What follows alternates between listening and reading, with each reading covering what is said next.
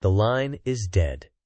At 0400 Zulu, a signal that has served as the final guardrail against catastrophe for decades went silent. This isn't a technical glitch. This is a deliberate, deafening silence. Breaking tonight, we have confirmation from multiple sources inside the Pentagon and the State Department. All back-channel diplomatic communications between the United States and the Islamic Republic of Iran have been severed. This is not a suspension of talks. This is the pulling of the plug. The unofficial, yet absolutely vital channels facilitated through Swiss and Omani intermediaries, the same channels that have de-escalated tensions in the Strait of Hormuz, that have negotiated prisoner swaps, that have provided a sliver of dialogue in the darkest of times, have been terminated. Tehran is no longer listening. And Washington is no longer talking. The response from the United States was not diplomatic. It was immediate, and it was military. Within the hour, the order was given by the Secretary of Defense, in consultation with the National Security Council. U.S. strategic forces have elevated their defense readiness condition. We are now at DEFCON 3. Codename, Roundhouse. For our viewers who may be unfamiliar, let me be crystal clear. This is not a drill. DEFCON 5 is normal peacetime. DEFCON 4 is increased intelligence watch. DEFCON 3 means U.S. Air Force assets are prepared to mobilize in 15 minutes. It places our nuclear-capable forces on high alert. The silence from Tehran has been met with the unmistakable posture of a superpower preparing for war. Tonight, we analyze this unprecedented communication breakdown and the terrifying military escalation it has unleashed. We will break down the strategic implications of DEFCON 3, the likely posture of Iranian forces, and the shockwaves now hitting Allied capitals from Jerusalem to Riyadh. The final barrier to open conflict may have just been shattered. Let's begin with the trigger event, the severance of communications. Sources confirm the final message was not a threat, nor was it a negotiation. It was a simple two-word communiqué relayed through the Swiss channel: no contact. This was followed by a complete shutdown of all established back channels. The line used for deconfliction in Syrian airspace between CENTCOM and Iranian-backed forces, silent.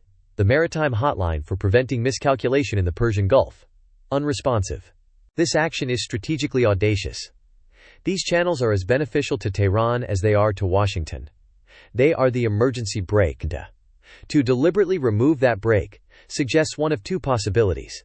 Either Iran is preparing for an action during which it does not wish to be contacted or warned, or it believes the diplomatic path is so utterly exhausted that only the threat of unmitigated conflict remains a viable tool of statecraft. The history of these backchannels is critical to understanding the gravity of this moment. They are a relic of the Cold War, adapted for the complexities of the modern Middle East. They are not a sign of friendship. They are a pragmatic acceptance of mutual hostility. They exist precisely for moments like this. In 2019, after the IRGC shot down a US RQ-4 Global Hawk drone, it was a message through an Omani intermediary that conveyed President Trump's decision to call off a retaliatory strike at the last minute. After the targeted strike on Qasem Soleimani in January 2020, it was these channels that allowed Iran to signal the limited nature of its retaliatory ballistic missile strike on Al-Assad airbase, a message that essentially told Washington, "This is our response. We will do no more, provided you do no more." It was a way to manage escalation, to prevent a regional war from spiraling into a global one. Today, that mechanism is gone. The safety net has been cut. This brings us to the Pentagon's response. DEFCON 3. Let's dissect what this means in concrete, operational terms. The last time the entire U.S. military establishment was placed at DEFCON 3 was during the Yom Kippur War in 1973, when the Soviet Union threatened to intervene on behalf of Egypt and Syria against Israel. It is a move reserved for the most severe international crises, with the potential for large-scale military confrontation. Under Roundhouse, the U.S. military transitions from a peacetime to a wartime footing. Air Force Global Strike Command, the entity responsible for the nation's strategic bomber and ICBM forces, is now at a heightened state of readiness. B-52 Stratofortress bombers, normally on a multi-hour alert, are now likely being dispersed to various forward operating locations. Their crews are on standby, ready for launch orders within minutes. The B-2 Spirit stealth bombers at Whiteman Air Force Base, the tip of the spear for any preemptive strike, will have their mission packages uploaded. These are aircraft designed to penetrate the most heavily defended airspaces on Earth, like those over Iran, protected by advanced Russian-made S-300 and domestically produced Bavar 373 air defense systems.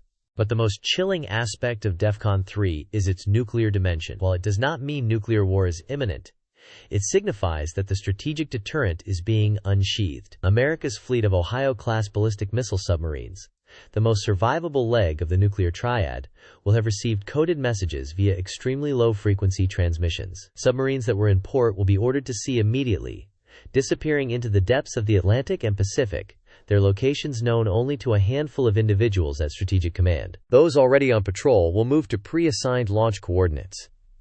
Each of these silent hunters carries up to 20 Trident II D5 ballistic missiles. Each missile can carry multiple independently targetable reentry vehicles, or MIRVs. The destructive power of a single submarine is almost incomprehensible, capable of striking any target on the planet. Placing this force on higher alert is one of the most serious signals one nation can send another. Simultaneously, at bases like Malmstrom, Minot, and F.E. Warren, the crews manning the 400 Minuteman III intercontinental ballistic missiles in their hardened silos will be at their consoles. Security forces around these vast missile fields will be augmented. Any unauthorized approach, whether on the ground or in the air, will be met with lethal force. The entire nuclear command, control, and communications network is now operating at a higher tempo, ensuring the president has seamless, instantaneous control over these assets. So what is the view from Tehran? The Iranian leadership is not irrational. The Islamic Revolutionary Guard Corps and the Artesh, Iran's regular military, understand American military power intimately. To sever communications and invite this level of American military readiness must be a calculated risk based on a specific strategic objective. Intelligence, surveillance, and reconnaissance assets, from RQ-4s to U-2 spy planes, and a constellation of classified satellites, are now focused intently on Iran. We can expect reports of heightened activity at Iranian missile bases near Khorramabad and Tabriz. The IRGC's Navy is likely preparing its swarms of small, fast attack craft for potential asymmetric operations in the Strait of Hormuz, through which 20% of the world's oil passes. Their proxies across the region, Hezbollah in Lebanon, the Houthis in Yemen, and various militias in Iraq and Syria, will have been placed on their own highest alert levels. This is the doctrine of forward defense. Iran's strategy is not to defeat the United States in a conventional war, but to inflict such massive pain on U.S. forces and global economic stability that any American military action would be deemed too costly. Severing communications could be the prelude to activating this network, a signal that the gloves are coming off. The geopolitical fallout is already beginning. In Jerusalem, the Israeli War Cabinet has reportedly convened an emergency session. The IDF and Mossad will be at their highest state of alert. Israel has long maintained that it will not permit Iran to acquire a nuclear weapon, and any sign of imminent conflict could trigger preemptive Israeli action, creating a multi-front war. In Riyadh and Abu Dhabi, there will be palpable fear. While these Gulf states have recently made diplomatic overtures to Iran, they remain acutely vulnerable to Iranian missile and drone attacks, as demonstrated by the 2019 Abqaiq Khourai strike that temporarily crippled Saudi oil production. They will be looking to Washington for security guarantees, and the movement of U.S. carrier strike groups into the region is a direct answer to those concerns. Meanwhile, Moscow and Beijing are watching with intense interest. They are Iran's most powerful patrons. Will they see this as an opportunity to challenge American influence in the Middle East? We can expect statements from their foreign ministries calling for restraint on all sides, a coded message that often masks diplomatic support for their ally. They may see an American entanglement with Iran as a chance to further their own objectives in Ukraine and the South China Sea, respectively. The crisis does not exist in a vacuum. This brings us to the core of our analysis tonight: the potential scenarios. What is the strategic logic behind this? Communication, dark, gambit? Scenario 1. The precursor to attack. This is the most dangerous possibility. Iran has decided to launch a significant, coordinated strike against U.S. interests or its allies. By cutting communications, they deny the U.S. the ability to issue a final warning or a de-escalatory off-ramp. They are blinding their adversary moments before landing a blow, maximizing shock and surprise. The targets could range from the U.S. Embassy in Baghdad to naval assets in the Fifth Fleet's area of responsibility, or even a sophisticated cyber attack against critical infrastructure. Scenario 2. Coercive brinkmanship. In this scenario, Iran has no immediate intention of starting a war. Instead, this is the ultimate form of diplomatic leverage, with nuclear negotiations stalled and crippling sanctions still in place. Tehran may have calculated that the only way to force Washington back to the table on its terms is to create a crisis so severe that the alternative, war, is unthinkable. They are deliberately raising the temperature to the boiling point, betting that the U.S. and its allies will blink first and offer concessions to restore the communication lines and de-escalate. It's a terrifyingly high-stakes game of chicken. Scenario 3. The internal power play.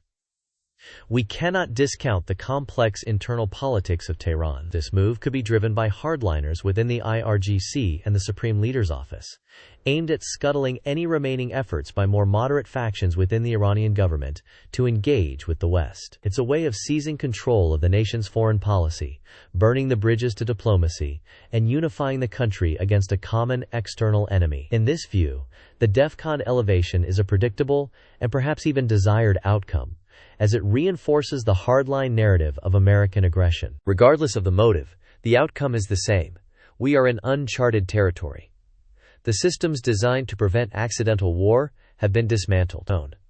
The military forces designed to fight that war are now on a hair-trigger alert. A miscalculation by a single naval commander in the Persian Gulf, a radar glitch on an air defense battery, or a stray drone in Iraqi airspace could now be the spark that ignites the entire region. The men and women of the United States military, from the missile silos in Wyoming to the destroyers in the Arabian Sea, are now operating under the immense pressure of Roundhouse. They are trained for this. They are professional. But the absence of diplomacy puts the entire burden of crisis management on their shoulders. They have become the sole instrument of national policy. The silence between Washington and Tehran is the loudest sound in the world tonight. It is a vacuum that is being filled by the hum of avionics coming to life, by the orders being passed down the chain of command, and by the palpable tension in every capital city from London to Beijing. The era of managed conflict is over. We have entered a new, far more dangerous phase. So we are left with the ultimate, chilling question, one that will define the coming days, and perhaps the coming years. With the lines of communication severed and strategic forces on a hair trigger, are we witnessing the final, irreversible countdown to a devastating war? Or is this the most dangerous, high-stakes bluff in modern history? Let us know your analysis in the comments below. What is Tehran's endgame? If you value this kind of in-depth, no-nonsense reporting on critical global events, make sure you subscribe to Breaking the Front and activate notifications. We will be tracking this situation 24/7 and will bring you updates the moment they happen. Stay safe, stay informed.